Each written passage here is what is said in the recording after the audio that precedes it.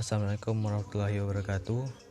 Perkenalkan, nama saya Rizky Ramadan dengan NIM M1A1190008 dari Prodi Teknik Elektro Universitas Jambi. Di sini saya akan menjelaskan sedikit tentang Finite State Machine atau FSM. FSM sendiri adalah sebuah metodologi perancangan sistem kontrol yang menggambarkan tingkah laku atau prinsip kerja sistem dengan menggunakan tiga hal berikut, yaitu ada stage, event, dan action atau aksi. Pada suatu saat dalam periode waktu yang cukup signifikan, sistem akan berada pada suatu stage yang aktif. Sistem dapat beralih atau bertransisi menuju state lain jika mendapatkan masukan atau event tertentu, baik yang berasal dari perangkat luar atau komponen dalam sistem itu sendiri. Transisi keadaan ini umumnya juga disertai oleh aksi yang dilakukan oleh sistem ketika menanggapi sebuah masukan yang terjadi. Berikut contoh diagram Finite State. Finite State diagram terdiri dari yang pertama, lingkaran menyatakan stage. Lingkaran diberi label sesuai dengan nama stage tersebut. Adapun pembagian lingkaran adalah yaitu lingkaran bergaris tunggal berarti stage sementara, lingkaran bergaris ganda berarti stage akhir. Yang kedua, anak panah menyatakan transisi yang terjadi. Label di anak panah menyatakan simbol yang membuat transisi dari satu stage ke stage lain. Satu anak panah diberi label start untuk menyatakan awal mula transisi dilakukan. Diagram tersebut memperlihatkan SFN dengan dua buah stage, yaitu S0 dan S1, dan dua buah input, yaitu E1 dan E2, serta dua buah aksi, yaitu A1 dan A2. Output yang berbeda seperti terlihat pada gambar. Ketika sistem mulai dihidupkan, sistem akan bertransisi menuju stage 0. Pada keadaan ini, sistem akan menghasilkan action 2 jika terjadi masukan event 2. Sedangkan jika terjadi event 1, maka action 1 akan dieksekusi, kemudian sistem selanjutnya bertransisi ke keadaan stage 1 dan seterusnya. Secara formal, SSM dinyatakan oleh 5 subtuple. Di antaranya yaitu himpunan state atau kedudukan, himpunan simbol input, masukan atau abjad, fungsi transisi, state awal kedudukan awal, himpunan state akhir. FSM terdiri dari dua jenis, yaitu FSM beroutput dan tidak beroutput. FSM tidak beroutput digunakan untuk pengenalan bahasa dan komputer.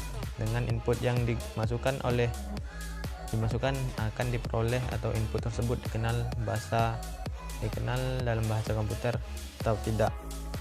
Salah satu pengguna FSM tidak beroutput adalah program compiler, yaitu program untuk memeriksa apakah perintah yang digunakan pengguna benar atau salah. Sementara FSM beroutput digunakan untuk merancang mesin atau sistem.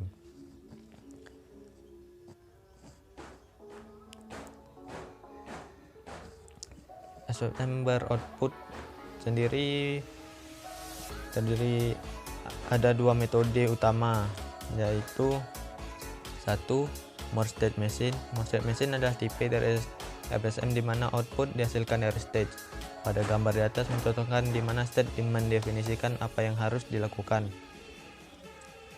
Yang kedua, Merely State Machine. Merely State Machine berbeda dengan More Machine di mana keluarannya merupakan hasil dan transisi antar stage. Keluaran pada Merely Machine diasosiasikan sebagai transisi. Kelebihan dan kekurangan FSM. Yang pertama, kelebihan, yaitu sederhana sehingga mudah diimplementasikan. Yang kedua, bisa diprediksi responnya. Yang ketiga, komputasi ringan. Yang keempat, relatif fleksibel. Yang kelima, merupakan metode AI lama yang bisa digunakan pada berbagai sistem. Yang keenam, mudah ditransfer dari abstrak menjadi kode program. Kekurangannya yaitu yang pertama, karena sifatnya bisa diprediksi, maka implementasi pada game kurang disukai. Yang kedua, implementasi pada sistem yang lebih besar lebih sulit karena pengaturan dan pemeliharaannya jadi kompleks. Yang ketiga, sebaiknya hanya digunakan untuk digunakan pada sistem di mana sifat sistem bisa didekomposisi menjadi stage. Yang keempat, kondisi untuk transisi state adalah tetap. Berikut teknik pemodelan FSM. Finite State Machine bukanlah metode yang baru. FSM sendiri sudah lama dan ada di konsep dekomposisinya. Biasanya sudah dipahami dan sering digunakan oleh orang-orang yang memiliki pengalaman dalam membuat program komputer atau desain program komputer.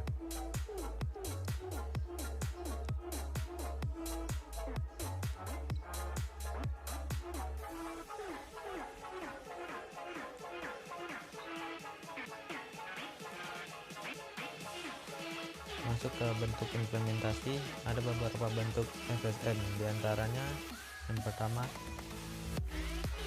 yaitu Naive Approach. Naive Approach menggunakan conditional statement atau if else atau fluid case tanpa memecah objek menjadi objek-objek yang lebih kecil sesuai state-nya.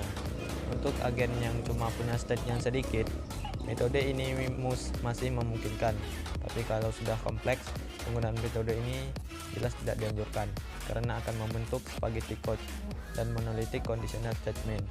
Selain itu juga tidak scalable, tidak fleksibel, dan proses debugging menjadi lebih rumit. Yang kedua, stack transition table. Bentuk ini sudah mengimplementasikan stage parents dengan menempatkan transition logic di konteks. Bentuk ini juga sering disebut sebagai klasik FSM. Yang ketiga, embedded roles. Bentuk ini adalah kebalikan dari bentuk classical approach, yang berarti state transition didefinisikan di state itu sendiri. Dan sama dengan classical approach, bentuk ini juga akan menawarkan fleksibilitas dan skabilitas yang baik, namun dengan efek samping agak sulit untuk di-maintain karena aturan-aturan transisi diletakkan di state, sehingga ketika terjadi penambahan atau pengurangan stage, maka harus dilakukan update juga terhadap state yang terkait. Berikut contoh implementasi FSM di dalam game, yaitu pada game Pac-Man. Game Pac-Man sendiri yaitu sebuah game yang mempunyai karakter 4 karakter, yaitu 4 hantu yang dikenal dengan nama Pink, Pinky, Slide, Blink, dan Inky. Berikut bentuk diagram set untuk hantu-hantu tersebut kurang lebih pada gambar berikut, dimana ada 5 stage, yaitu run from player, rise, D, chase player, dan move randomly. Dan antara state terdapat aturan transisi agar dapat melakukan perubahan state. Misalnya ketika karakter utama memakan pelet, maka si musuh akan berubah state dari state mengejar ke state menjauh dari karakter utama dan seterusnya. Contoh-contoh lain, misalnya di game sepak bola ada state shoot, tackle, heading, dan lain-lain. Di game jenis FPS yaitu ada tembak, cover, reload, get heal, dan lain-lain, dan masih banyak lagi contoh implementasi FSM di berbagai macam genre game. Finite State Machine di dunia game programming merupakan salah satu teknik yang paling sering digunakan. Alasannya yaitu yang pertama, implementasinya mudah dan cepat. Yang kedua, memudahkan proses debugging karena telah dipecahkan menjadi kepingan yang lebih kecil. Proses debugging kalau terjadi behavior yang tidak semestinya menjadi mudah. Yang ketiga, proses komputasi yang minimal karena sejatinya FSM hanyalah conditional statement yang dikemas dalam bentuk yang lebih elegan. Keempat, fleksibel, dapat dikombinasikan dengan teknik AI lainnya, misalnya fuzzy logic dan neural network. Kekurangannya yaitu behavior dari agen mudah diprediksi karena tidak ada searching atau learning di dalam agen tersebut. Yang kedua, karena mudah diimplementasi, kadang programmer langsung tembak dieksekusi tanpa melakukan desain FSM terlebih dahulu. Biasanya akan terjadi FSM yang tidak terfragmentasi. Yang ketiga, timbul apa yang dinamakan dengan state oscillation, yaitu ketika batasan antara dua buah state terlalu tipis. Berikut penjelasan saya tentang FSM. Jika ada kekurangan, mohon dimaafkan. Saya akhiri dengan Assalamualaikum warahmatullahi wabarakatuh.